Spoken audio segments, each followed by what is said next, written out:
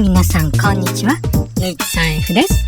今日のビデオは秋田県大仙市にある氷和スキー場のご紹介です。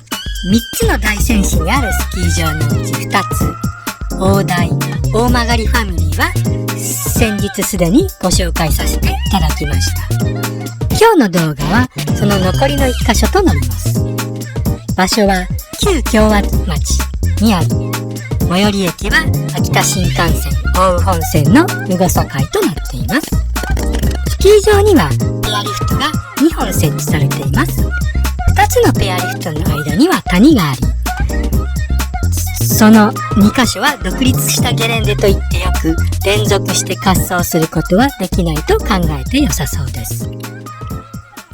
スキーセンター前から出るのは458メートルのペアリフトで、初級のファミリーコースと中級のセミアルペンコースをカバーするリフトです。また、第2ペアリフトへの連絡にも使われています。この山頂駅からエコーコース、または連絡コースを下っていくと、867メートルの第2ペアリフトがあります。中間駅がある第2ペアリフト側には広いゲレンデがあり、初級から上級までのコースが揃っています。スキーセンターの中には食堂とスキーレンタルとリフト券売り場があります。なお、土曜日のみナイター営業が行われています。本日も最後までご視聴ありがとうございました。